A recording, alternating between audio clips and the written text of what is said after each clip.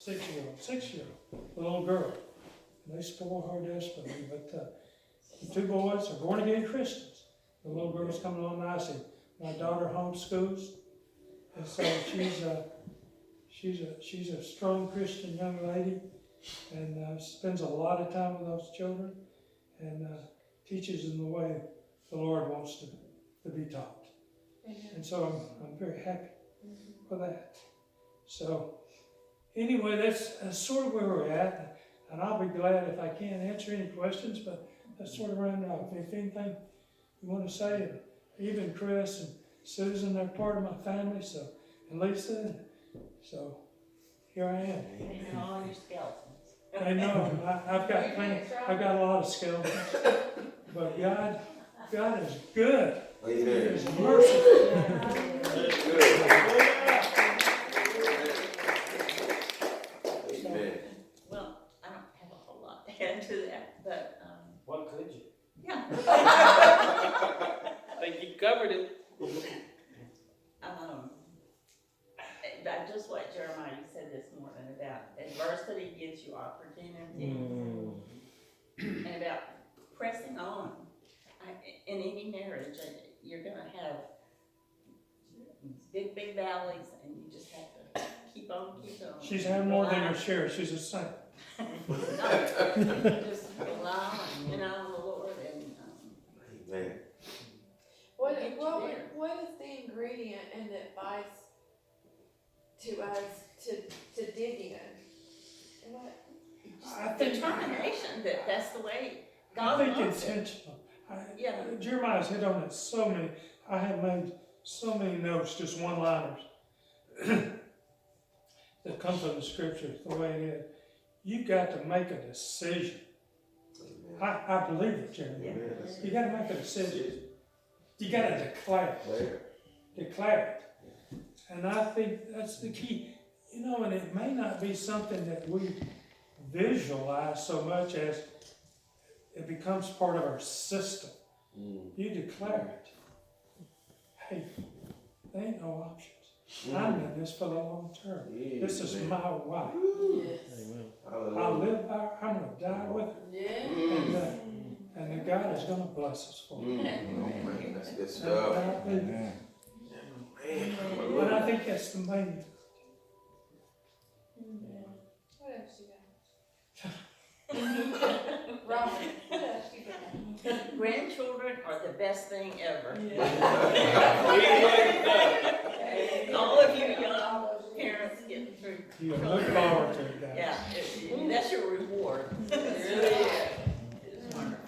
And you used the term, I want to hear you expand on it a little bit. You said you came to the point where and I can tell you're a very driven guy, a very self-made guy. You reached the point where you said, and I might not be using the right word, but you said letting go, maybe used another word.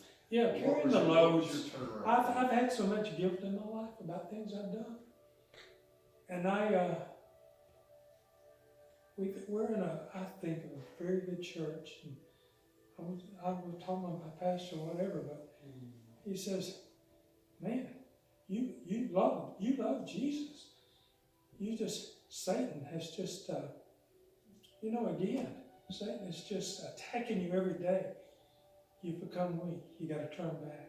He said you got to lighten the load. You got to remember, Jesus laid it at the cross. All of it. Every bit of it. You're not guilty anymore. All of it. It's past sins, it's present sins, and it's future sins. You don't have to worry. Lean on Jesus. He paid the cost. He was up there on that cross. He says, it is complete. I am finished. You don't have to worry about it anymore. Man. Take it load off of you. Take it off. And that's what I'm talking about, Rick. I finally realized I don't have to be guilty. And that's when God made me free. Made me free. Amen. No condemnation. Hallelujah. None. And you forgave yourself. Exactly. Real, that's It's a exactly very what big it is. piece. If you can't forgive yourself, it's hard. Mm, You gotta do it. mm. And I appreciate so much this teaching. And my one-liners, I might remember some throwing back at I'm sure you will. you. But again, thank you for this time. Yeah. It's just been a Thank you joy for for us. sharing. And for you that don't know, 2 years ago, September, I was diagnosed with esophageal cancer. And woke up one morning, like I said, I was very athletic. I've been riding bikes. I've ridden in quite a few criteriums and raced bicycles. So I got them hanging on the wall. Wish I could get on them again. Maybe one day I will. I'm going to keep plugging. Don't give me up. Keep plugging. Thank you, Amen. Lord. Amen. I'm not ready to throw it in. I'm going to go. The Lord will let me know when my time. We have an appointed time. We all do. And you know, I pray that God's will be done in my life. Hallelujah. And, you know, Lisa keeps telling me, Hezekiah had 15 extra years. Amen, brother. And she tells me I got extra years because she keeps seeing me talking to folks. And I'm not going to argue with her. She's a prayer warrior. I'm not going to argue with her. They are with Hey, I quit arguing with her long time. But I woke up one morning, couldn't swallow. Couldn't swallow. I had a little thing, went on for a couple of months. I said, you are going to a doctor. And so I did. And he looked at it and said, it's not what really good. So I went through some tests, got cancer. So I went through chemotherapy, and I went through radiation, and that would be about November 17th, something like that. And then went to Duke. There was this doctor who did this kind of surgery. They actually take out your stomach, Yeah, they take your esophagus, and move your stomach up and make it into an esophagus. This is Dr. D'Amico at Duke. What a surgeon. And so I went up there and had that at the insistence of my son-in-law. Thank goodness, he loves me enough to want to be there, and he took care of me. And he is such a passionate lawyer. I mean, not lawyer, but they ain't no passionate lawyer. But a passionate I doctor. think to differ. That we went up there and I spent about an 8-hour surgery. Spent 14 days in the hospital there.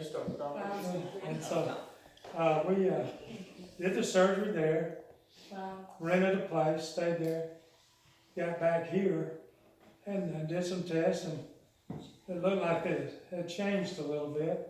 You had a pulmonary blood clot. Yeah, I had 2 blood clots, one in each lung. That's when they discovered you had recurrence Yeah, I had recurrence. in April. So I started chemo again. Boy, it was devastating to my body. And I'd take a treatment and be in bed 6 days. And well, we endured. And after that, they finally got me on this regimen now that I'm on. And praise the Lord, it's called immunotherapy. That's where they sort of target everything. And hopefully the good cells eat up the bad cells. And so I had a good CT scan last time. The nodules had not grown or changed much. And so, you know, praise the Lord, I'm still hopeful. And I feel good. I know I look like an old man walking around with this cane. My knees from the down, from about here down, I have no strength in that. And that's why it came. But from here up, I'm still, you know, hey, I'm okay. I got a halo in.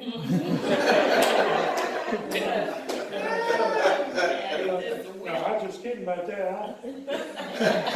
claim me with a full. But so we're plugging away, and I'm gonna shut up. You said that 3 times. Hey, and his next scan is April the 11th, so April the 11th. we're praying for him. Pray for a good skin. No, we're encouraged that maybe some of the nodules have reduced, and We'll just pray for that. So, This man used to not be a talker. I'm sorry. I got a Ready. question. I know we talked a lot about leadership today. You know, John had said something about leadership and how whatever going on in your home, how you usually carry that on to your job, whatever. But you said something about you wasn't that outgoing until you met that guy and started doing insurance. So when you became outgoing, did any of that apply over in your marriage? That's a very good question, man. I had never thought about that, but I'm sure it did. I don't know that I recognized it. I don't know that I recognized it. But I'm sure it did. You know, I was thrown in a situation where I had to make a living. And I was surrounding myself with people that had that gift. I'm not sure that was a gift of mine. When we got into church, one night, I guess they were we're very missions oriented, which I love. And they was having a meeting about, you know, missions and this kind of thing. And so I decided to go and just hear what everybody had to say. Well, on my way home, I looked over at Ron and I said, what just happened? I said, I'm leading a team to Ecuador. And I said, where'd this come from? I was going to hear some information, and I'm leading this team to Ecuador. What the heck? And I've had 4 teams to Ecuador. Wow. Wow. And we've done construction, Wow. we've done teaching, Yeah. and we've done prayer groups. We done, like I said, the first one I led 4 or 5 men, and I think the last one I led we had 15 or 20 men. Wow. And but Ecuador, the first one's at Guayaquil, the second was in Quito, which is the capital in the mountains of Ecuador. But we planted a church, and but these men were strong men. I always told them, I had to give a little talk one time, and I told them, I said, listen, here, you know, we're down here to teach and to do all these things, but let me assure you, we learn a lot more from you than you ever could learn from us. We just turn to Jesus. Let's keep our eye on Jesus. Amen. So, and that's the way we approached it. And that was invaluable. But Randy, back to your point, I think it was just a compilation of a lot of things that just was slowly that I didn't even recognize at the time. But I'm sure there was a connection. I'm sure there was a connection. Amen. Thank you for the question. Rex, Susan? Yes. I thought y'all were next. No, we're the order of like Well, we met in college, and we had sort of a tumultuous courtship. Because after 6 months, Brooks decided we needed a break, and he wasn't ready to be. I think, as he tells me now, he had to study more.